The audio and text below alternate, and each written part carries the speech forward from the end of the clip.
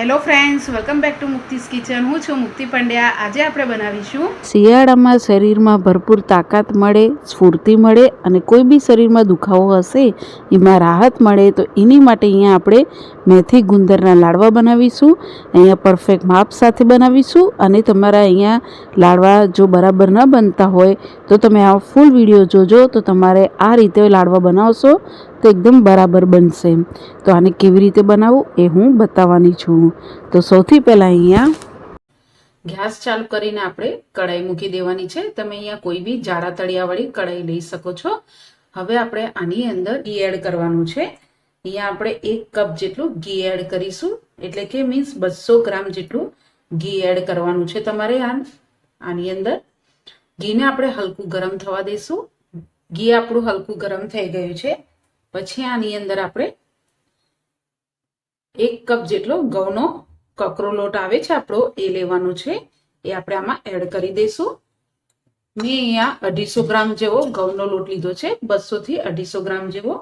હવે આ ઘઉંના લોટને આપણે સરસ રીતે ઘીમાં શેકવાનો છે. તો ગેસની ફ્લેમ તમારે અહીંયા સ્લો રાખવાની છે અને સ્લો ગેસ ઉપર આપણે સરસ સતત હલાવતા રહેવાનું અને આ લોટને શેકવાનો રહેશે. જેમ જેમ તમે આ લોટ શેકશો એમ લોટ તમારો હલકો થતો જશે અને લોટમાંથી તમને સુગંધ આવવા લાગશે. આને લોટને શેકવામાં તમારે જરા બી ઉતાવળ કરવાની નહીં. જેમ તમે સ્લો ગેસ પર આને જેટલું શેકશો એટલું તમારા લાડવાનો સ્વાદ બહુ જ સરસ આવશે. સરસ એવું છૂટું બી પડી ગયું છે. આ સ્ટેજ ઉપર આવે ત્યારે તમારે આની અંદર ગુંદર એડ કરવાનું છે. અહીંયા મેં 50 ગ્રામ જેવો ગુંદર લીધો હતો, જેને આવી રીતે પીસીને રેડી કરી લીધો છે. એ આપણે એડ કરી દેવાનો. અહીંયા ગુંદર એડ થઈ જાય પછી આપણે બધી બાજુ સરસ એવું મિક્સ કરી દેવાનું છે અને ગેસની ફ્લેમ તમારે બંધ કરી દેવાની. લોટ આપણો અહીંયા ગરમ છે અને કઢાઈ બી ગરમ છે, તો ગુંદર અહીંયા સરસ એવો આપણો શેકાઈ બી જશે. ગુંદર અહીંયા તમારું બધું સરસ રીતે મિક્સ થઈ જવું જોઈએ. તમને લાગે કે ઘી ઓછું લાગે છે તો તમે અહીંયા 2 થી 3 ચમચી જેટલું ઘી આમાં એડ કરી શકો છો. અહીંયા ગુંદર આપણું સરસ એવું મિક્સ થઈ ગયું છે અને હવે ગેસની ફ્લેમ તમારે બંધ જ રાખવાની. અને આની અંદર આપણે 50 ગ્રામ જેવો ગંઠોડા પાવડર એડ કરીશું, 50 ગ્રામ જેવો સૂંઠ પાવડર એડ કરીશું. પછી આની અંદર આપણે કાજુ, બદામ અને પિસ્તાનો પાવડર કર્યો તો મેં અધકચરો, એ આપણે એડ કરી દઈશું. 20 ગ્રામ જેવા આપણે 20 થી 30 ગ્રામ જેવા આપણે લાલ અસરિયું આવે છે એ એડ કરી દઈશું. અહીંયા લાલ અસરિયું મોસ્ટ ઇમ્પોર્ટન્ટ છે. આનાથી તમને શરદી ઉધરસ નહીં થાય. 1 ચમચી જેવા આપણે મગજતરીના બી એડ કરી દઈશું. 1 ચમચી જેવા આપણે ખસખસ એડ કરીશું. હવે આ બધી વસ્તુને આપણે સરસ રીતે મિક્સ કરી લેવાનું છે. કઢાઈ હજી આપણી ગરમ છે અને ગુંદર ને બધું ગરમ છે, એટલા માટે આ બધા સૂકા મેવા આપણો સરસ એવા શેકાઈ જશે. સરસ મિક્સ થઈ જાય પછી આપણે આની અંદર એલચી અને જાયફળનો પાવડર એડ કરીશું. તમારી પાસે જો કાટલો પાવડર હોય તો તમે આમાં એ પણ એડ કરી શકો છો. હવે આ સરસ રીતે મિક્સ કરી લેવાનું. હવે અહીંયા આ બધું આપણું સરસ મિક્સ થઈ ગયું છે. હવે આપણે આને એક મોટા વાસણમાં કાઢી લઈશું. અહીંયા આપણું આ બધું એક મોટા વાસણમાં આપણે લીધું છે.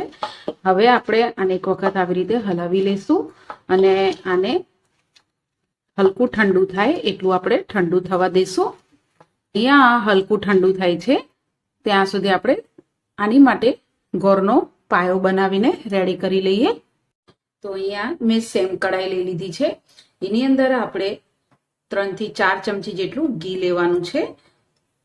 ઘી અહીંયા આપણું હલકું ગરમ થાય એટલે આની અંદર આપણે ગોળ એડ કરવાનો છે. અહીંયા મેં 150 થી 200 ગ્રામ જેટલો ગોળ લીધો છે, જેને આવી રીતે ઝીણો સમારી લીધો છે. એડ કરી દઈશું. આવી રીતે તમે ટુકડા કરીને એડ કરવાથી તમારું ગોળ જલ્દી અહીંયા મેલ્ટ થઈ જશે.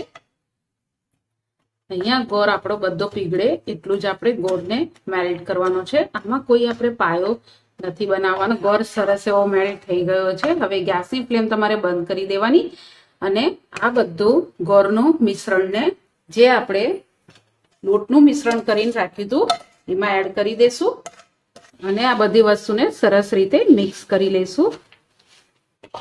આ પ્રોસેસ તમારે થોડીક ફટાફટ કરવાની. જો તમે ગોળનું મિશ્રણ ઠંડુ થઈ જશે અને પછી મિક્સ કરવા જશો તો તમારો અહીંયા સરસ મિક્સ નહીં થાય. હવે આપણે આને થોડુંક ઠંડુ થવા દેવાનું છે. રૂમ ટેમ્પરેચર ઉપર આવે એટલું ઠંડુ થવા દઈશું આપણે. આપણું હલકું ઠંડુ થઈ ગયું છે. આવી રીતે હાથ લગાવીએ અને ટચ કરીને જોઈએ તો આપણે હલકું ઠંડુ હોય એવું લાગે ત્યારે તમારે આની અંદર મેથીનો લોટ એડ કરવાનો છે. મેં અહીંયા 150 થી 200 ગ્રામ જેટલો મેથીનો લોટ લીધો છે એ આપણે એડ કરી દઈશું અને 100 ગ્રામ જેટલો આપણે દળેલી સાકર લેવાની છે એ એડ કરી દઈશું. પછી અહીંયા આપણે 50 થી 60 ગ્રામ જેટલી મેં ખોપરાની છીણ લીધી છે એ એડ કરી દઈશું. હવે આ બધી વસ્તુને આપણે લોટમાં સરસ રીતે મિક્સ કરી લેવાનું. તમને જો અહીંયા મેથીનો લોટનો કડવો સ્વાદ વધારે પસંદ હોય તો તમે લોટ વધારી બી શકો છો અને ઓછો પસંદ હોય તો લોટ ઓછો બી તમે લઈ શકો છો. અહીંયા આપણું આ સરસ મિક્સ થઈ ગયું છે. તમે જોઈ શકો છો. તમને જો આમાં ઘી ઓછું લાગે તો તમારે 3 થી 4 ચમચી જેટલું તમે આમાં ઘી એડ કરી શકો છો, પણ ઘી અહીંયા તમારે ગરમ કરીને જ એડ કરવાનું. હવે આપણે જોઈ લઈએ કે આપણા લાડવા સરસ એવા વળાય છે કે નહીં. આ રીતે પહેલા થોડું એક લોટ લઈને જોશું અને આવી રીતે દબાવીને જોશું. આ રીતનું બાઇન્ડિંગ આવી જાય અને પરફેક્ટ તમારા વળાઈ જાય તો તમારે સમજવું કે અહીંયા તમારું ઘીનું માપ પરફેક્ટ જ છે. હવે આપણે આવી રીતે બધા મીડિયમ સાઇઝના લાડવા વાળીને રેડી કરી લેશું. આપણા મેથી ગુંદરના લાડુ બનીને રેડી છે. તમે જોઈ શકો છો. અને આ લાડુ આટલી સાઈઝના તમે બનાવશો તો 20 થી 25 લાડવા બનીને રેડી થાય છે. અને આ એટલા સરસ બનીને રેડી થાય છે. આ માપથી આ ક્વોન્ટિટીથી તમે બનાવશો તો તમારું પરફેક્ટ લાડવા બનીને રેડી થશે. અને થોડો આનો કડવો સ્વાદ લાગશે પણ શરીર માટે બહુ સારા હોય છે. અને તમને હું એક તોડીને બી બતાવું કે કેવા બન્યા છે આપણા લાડવા. તમે જોઈ શકો છો કે ઇઝીલી તૂટી જાય છે અને સરસ એવું આપણું ગુંદર, ગોળ અને બધા ડ્રાયફ્રૂટ્સ ને મસાલા બધા સરસ એવા અંદર મિક્સ થઈ ગયા છે. આ રીતનું તમારા લાડવા બનીને રેડી થવા જોઈએ.